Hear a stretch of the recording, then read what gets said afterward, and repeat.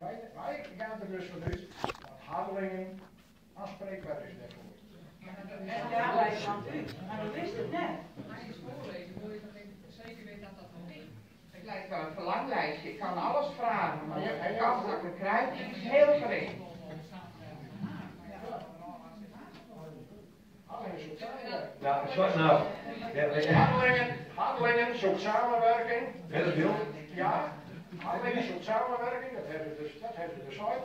Hardelingen zoekt samenwerking met het Groningen deel, de Nameren deel en het beeld.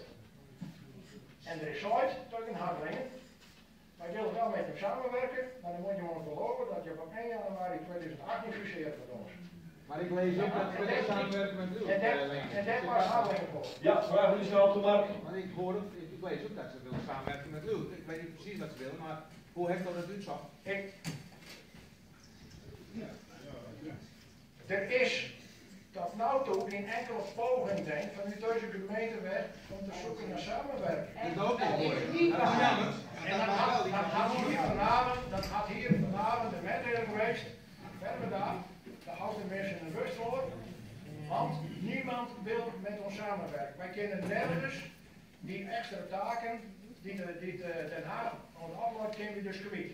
Want er binnen alle samenwerkingsverbanden.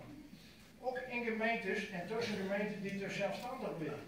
Dus waarom zou dat hier niet kunnen? Ja, daar hebben we ervaring mee in Middelzee en dat hebben we met die gemeenschappelijke regelingen. Dat is een schijndemocratie, dan heb je als kleine gemeente helemaal geen invloed meer. Dus dat is volgens mij al lang bekend dat we die kant niet En dan stel je die vraag aan de inwoners, dan stel je die vraag aan de Bilkers en dan geef je die daar antwoord. Alleen dat u begon over die worst, daar wou ik er even mee afsluiten. Voorzitter,